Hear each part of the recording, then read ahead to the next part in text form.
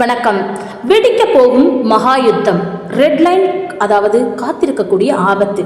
என்னதான் நடக்குது America, Israel, Iran உட்பட்ட நாட்டில் அப்படின்னு பார்த்தோம்னா, அமெரிக்கா மற்றும் இஸ்ரேல் படைகளை குறிவைத்து ஈரான் தொடர்ந்து தாக்குதலை நடத்தி வந்துட்டு இருக்காங்க. ஸோ இந்த ஒரு சம்பவம் பல நாட்களாகவே பார்த்தீங்கன்னா கடந்து போய்கிட்டு இருக்கு. ஸோ போரில் சீனா இறங்க போகிறாங்களா, ஈரானுக்கு ஏதாவது ரகசிய திட்டத்தை சீனா கொடுக்குறாங்களா அப்படிங்கிறது தான் இப்போ நமக்கு தெரிய வேண்டிய விஷயம். ஸோ இந்த தாக்குதலில் ஈரான் பயன்படுத்திய ஒரு வகை வெடிகுண்டுகளை பல கேள்விகளை எழுப்பியிருக்கு. அதாவது ஒரு வகையான வெடிகுண்டுகளை பயன்படுத்தியிருக்கிறாங்க. அது பல கேள்விகளை நமக்கு எழுப்பியிருக்கு. ரஷ்யா மற்றும் சீனாவின் தலையீடு இது இருக்குமோ அப்படிங்கிற கேள்வியுமே இப்ப நமக்கு எழுந்திருக்கு. ஓகேவா? இதனால இந்த ஒரு கேள்வி எழுப்பப்பட்டிருக்கு. அப்படி என்ன வெடிகுண்டு அது அப்படிங்கறத குறித்து இப்ப நம்ம பார்க்கலாம். அதாவது என்னன்னா, இஸ்ரேல் அமெரிக்க படைகள் இணைந்து ஈரான் மீது போரை ஆரம்பிச்சிருக்கிறாங்க. இதுதான் கடந்த பல நாட்களாக நடந்துட்டு இருக்கக்கூடிய ஒரு போராக பார்க்கப்படுது. இது மிகவும் பெரிய போராக வலுப்பெறுமோ அப்படிங்கிற மாதிரியான ஒரு அச்சமும் ஏற்படுது. இரு தரப்புகளுமே பார்த்தீங்கன்னா மாறி மாறி தாக்குதலை நடத்தி வந்துகிட்டு இருக்காங்க. இது பெரிய தாக்குதலையும் வழிவகுக்குது, உயிர் சேதங்களும் ஏற்படுது. உயிர் சேதம் அன்றி நிறைய படுகாயங்களையும் ஏற்படுத்துது. ஸோ இப்படியாப்பட்ட இந்த போர் ஈரான் இந்த போரில் முதல் முறையாக பார்த்தீங்கன்னா கிளஸ்டர் முனிஷன்ஸ் அப்படிங்கிற, அதாவது ஒரு வகையான குண்டுகளை அவங்க பயன்படுத்தியிருக்கிறாங்க. யார் பயன்படுத்திருக்காங்கன்னா ஈரான் பயன்படுத்தியிருக்கிறாங்க. இந்த குண்டுகளை ஈரான் பயன்படுத்தியிருக்கிறாங்க. அதாவது இந்த வகையான குண்டுகள் பார்த்தீங்கன்னா தாக்க வேண்டிய இடத்திற்கு அருகே வந்ததுக்கு அப்புறமா சிறு சிறு வெடிப்பொருளை அப்படியே சின்ன சின்னதாக அப்படியே பிரிஞ்சு அப்படியே தூள் தூளாக விழுந்துருமா. ஆனால் அப்படி தூள் தூளாக சிதறி விழக்கூடிய இந்த வெடிப்பொருள் வெடிக்காத குண்டுகளாகவும் கன்னி வெடிகளாகவும் இருக்கும் அப்படின்னு சொல்றாங்க. அது எப்போ வெடிக்கும், எப்போ வேணாலும் வெடிக்கலாம், எந்த வெடி எப்போ வேணாலுமே வெடிச்சு ஒரு சேதத்தை பெருசாக உருவாக்கக்கூடிய ஒரு குண்டுகள் அப்படிங்கிற மாதிரி அந்த குண்டுகளுக்கு நேம் சொல்றாங்க. எப்படி ஈரான்ல இந்த குண்டுகள் தயாரிக்க முடிஞ்சுது அப்படிங்கிறதே பலருக்கும் எழுந்திருக்கக்கூடிய கேள்வியா இருக்கப்படுது. ஏன்னா அங்க இருக்கக்கூடிய அறிவியல் தயாரிப்பு மையத்தை ஆல்ரெடி சேதப்படுத்தியாச்சு. அப்படிங்கும் போது ஈரான்ல இப்படியாப்பட்ட குண்டுகள் எப்படி தயாரிக்கப்பட்டது அப்படிங்கிறது தான் இப்போ இருக்கக்கூடிய பெரிய ஒரு கொஸ்டினா இருக்கு. அதே போல உக்ரைன் போர் சமயத்துல ட்ரோன் பரிமாற்றங்கள் மூலமா ரஷ்யா ஈரானுடைய உறவுகள் மிகவும் வலுப்பெற்று காணப்பட்ட ஒரு விஷயம், நம் அனைவருக்கும் தெரிஞ்ச ஒரு விஷயமாவே பார்க்கப்படுது. ஸோ அந்த உக்ரைன் போர் சமயத்துல ரஷ்யா ஈரானுடைய உறவுகள் ரொம்ப வலுப்பெற்று காணப்பட்டது இல்லையா? ஸோ அதை மையமாக கொண்டு ஈரானிடம் ரஷ்யா KMGU டிஸ்பென்சர்கள் மற்றும் பார்த்தீங்கன்னா கொத்தாக வெடித்து சிதறக்கூடிய கிளிஸ்டர் குண்டுகளான கியாம் ஏவுகணைகள், இந்த ஏவுகணைகள்லாம் இருக்குல்ல, இது சீனாவுடைய பெய்ஜிங்கின் BRI திட்டத்தில் ஈரானுடன் இராணுவ தொடர்புல இருக்கு அப்படின்னு சொல்றாங்க. அதாவது ஈரானுடைய இராணுவ தொடர்புகளும் இந்த சீனாவுடைய பெய்ஜிங் BR திட்டமும் ஒன்னா இருக்கு அப்படிங்கிற மாதிரி சொல்லப்படுது. ஸோ இதை ஈரான் சொந்தமாக உருவாக்கி இருக்க கிட்டத்தட்ட வாய்ப்பே இல்லை அப்படிங்கிறது தான் இப்போதைக்கு இருக்கக்கூடிய ஒரு பரவலான கருத்தா பார்க்கப்படுது. கண்டிப்பா இது ஈரான் உருவாக்கி இருக்க வாய்ப்பில்லை அப்படிங்கிறாங்க. ஸோ மற்ற நாடுகளிடம் இருந்து ஈரான் ஆயுதங்களை பெறுறதுக்கும் வாய்ப்பு கிடையாது. இப்போ உள்ள சூழ்நிலைக்கு கண்டிப்பா ஈரான் மற்ற நாடுகள்கிட்ட ஹெல்ப் வாங்கி அது மூலமா ஈரான் ஆயுதங்களை பெறுறதுக்கான வாய்ப்புகள் மிக மிக குறைவாக இருக்குன்னு பார்க்கப்படுது. ஸோ இஸ்ரேலிடமிருந்து ஏவுகணை தாக்குதல்களை சமாளிக்க அயன் டோம் இருந்தாலுமே கூட கிளிஸ்டர் குண்டுகளை இவங்க எப்படி கொண்டு வந்தாங்க? ஓகேவா? அவங்க கிட்ட அயன் டோம் அப்படின்னு சொல்லிட்டு ஆல்ரெடி ஒன்று இருக்கு. அது இருக்கும் போதே கிளிஸ்டர் குண்டுகளை கொண்டு வந்திருக்கிறாங்க. அயன் டோமால் கூட சமாளிக்க முடியாத ஒரு விஷயம் இது. ஸோ நடுவானில் இடமறிக்கும் பொழுது குண்டுகள் சேதம் விளைவிக்கலாம் அப்படின்னு சொல்றாங்க. நடுவானில் இடமறிக்கும் பொழுது என்னன்னா குண்டுகள் சேதத்தை கூட உருவாக்குறதுக்கான வாய்ப்புகள் இருக்கு அப்படின்னு சொல்றாங்க. அவ்வளோ ஒரு இக்கட்டான ரொம்ப ஒரு ஆபத்தான ஒரு குண்டுகள் தான் இந்த கிளிஸ்டர் குண்டுகள் அப்படின்னு பார்க்கப்படுது.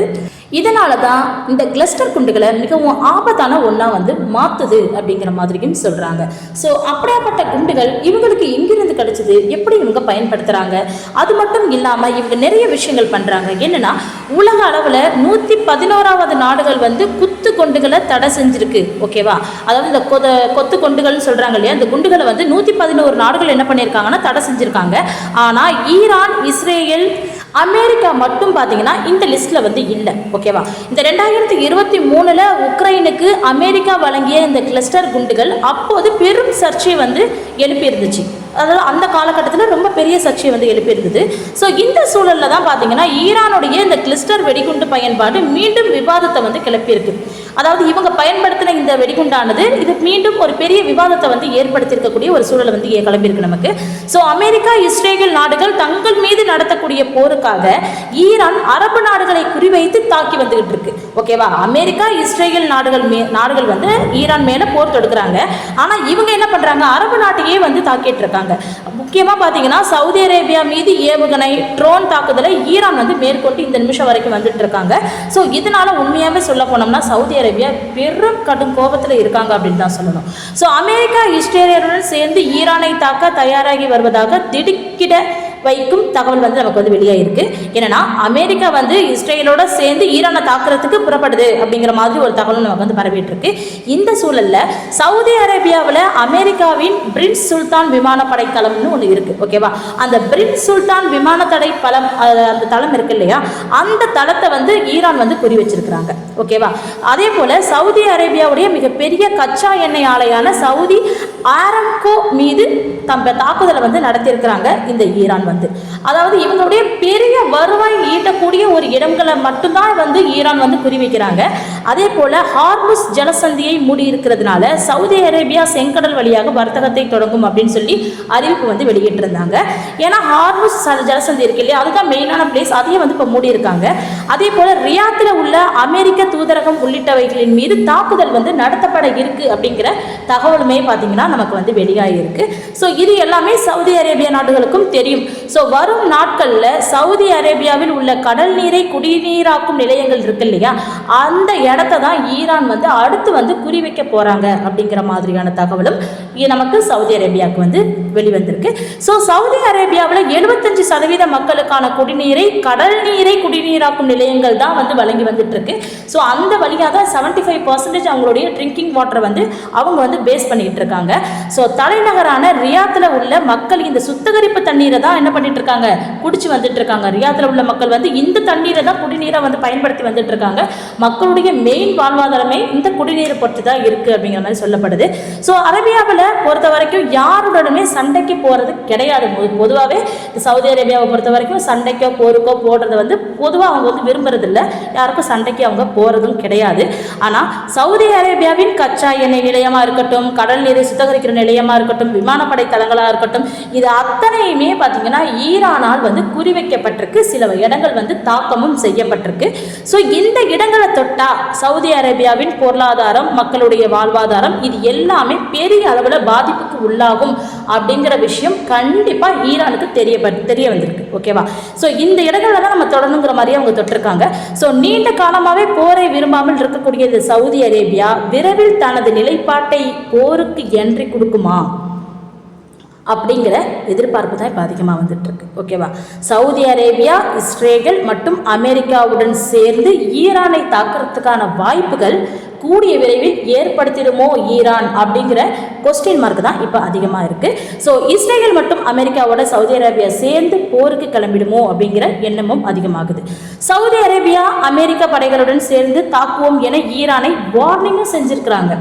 புரியுதா, இந்த மாதிரிலாம் தாக்குதல் பண்ணால் நாங்கள் அமெரிக்காவோட சேர்ந்து ஈரானை தாக்குவோம்னு வார்னிங் கொடுக்கப்பட்டிருக்கு.